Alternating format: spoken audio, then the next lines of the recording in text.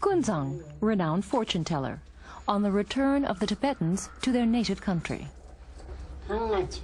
I can see 5 snow mountains. Between the first and the 5th is a snow lion, but the Tibetan flag is visible on the smallest one.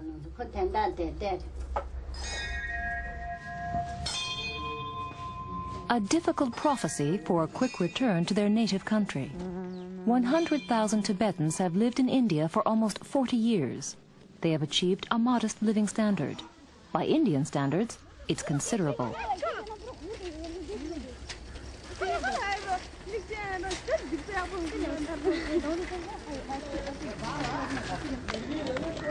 The Ganden Monastery, one of the 3 oldest and most important universities of Tibetan Buddhism.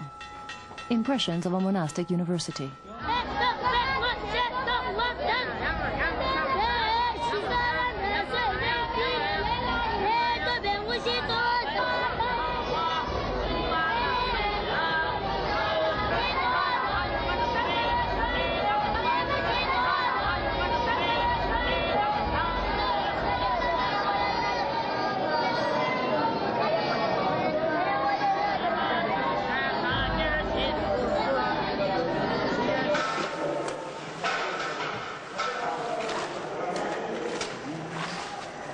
The monastery is large.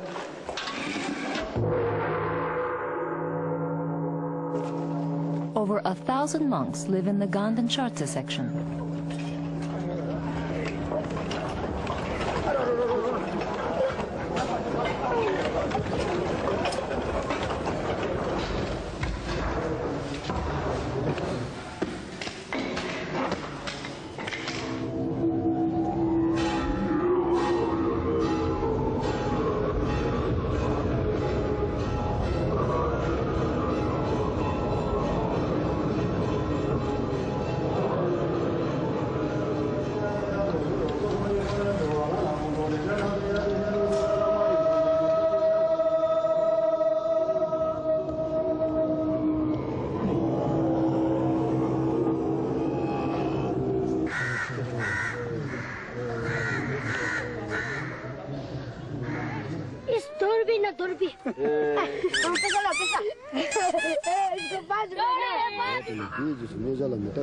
Preparation for philosophical debate.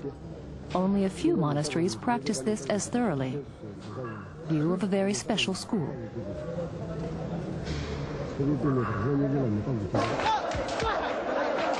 Two hours a day, the ritual of questions and answers on Buddhist philosophy.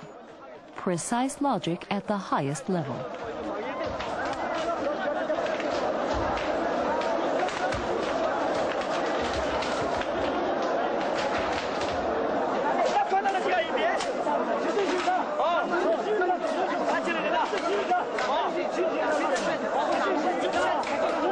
These are the 3 elements of perfect reasoning.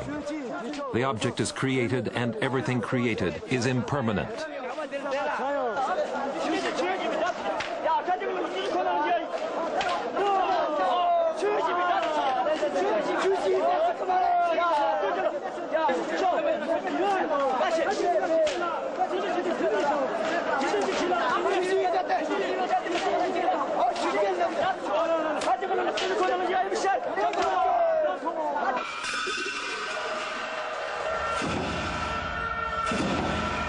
These monks are desperate because of a conflict with the Dalai Lama. They grant us entry into this temple.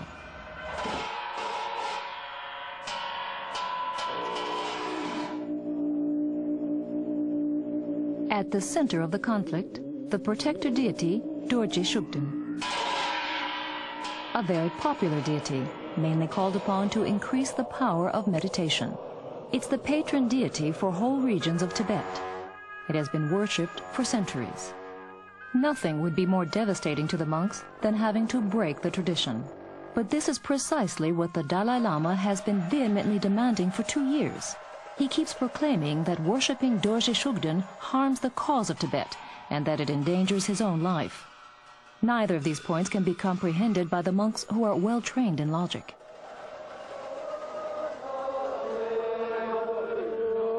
An unusual scene, inconceivable a few years ago.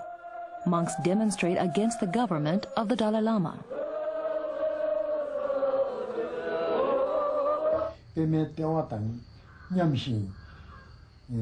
This man was present at the demonstration. Geshe Phuntsol Tsultrim is 64 years old and tells us that he's going through the saddest moments of his life. We had asked our teachers to initiate us into the practice of this deity. Now we have either to act against the words of these great masters or disregard the Dalai Lama's ban.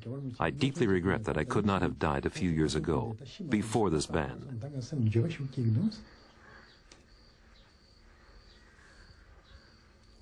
Geshe Lobsang Donden, 72 years old. On the one hand, we cannot speak with the Dalai Lama. On the other hand, we have no choice but to act against his words. I keep thinking, if only I were already dead.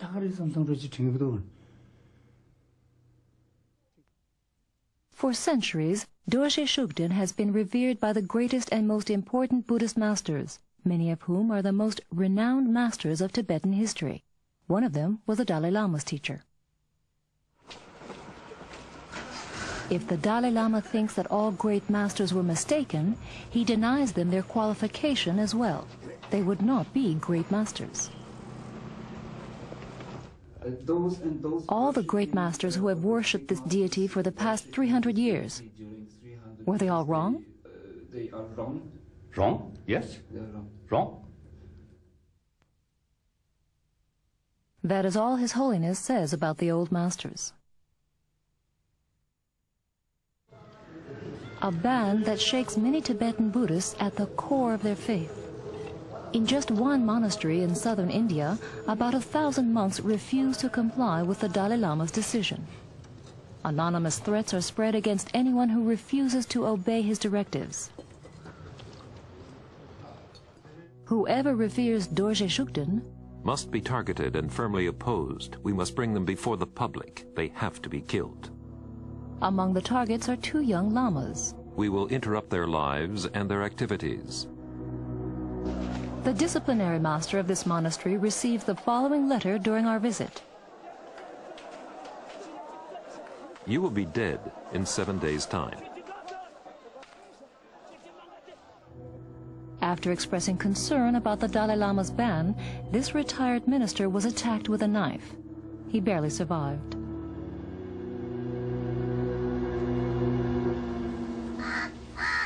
Many of the 100,000 exiled Tibetans living in India today used to worship Dorje Shugden, the deity which has now been banned. The family of sculptor Lobsang Tsultrim owns 2 cows and a small field in the southern Indian settlement. They are the only ones who still revere this deity here. 2 years ago, there were 33 such families. Social pressure is extremely high within the Tibetan communities. Any contradiction of the Dalai Lama is frowned upon. 3 times a day I have to go and check on my wife when she's outside grazing the cows to make sure that nobody has harmed her. We have no friends anymore. Everyone makes life difficult for us. We can't go on living like this. How many times have they thrown stones against our house? A little child sleeps inside. I don't care if they kill us parents, but I'm afraid they will harm our child. Every time I go to work, I'm scared they will kill my child or kidnap him before I get back. At meetings, they all look at me with contempt, even old friends. We live in constant fear.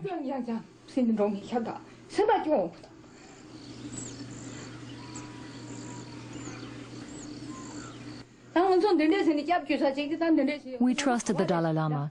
If he does something like this, how far have things gone? We still live in the Tibetan community, but we don't belong there anymore.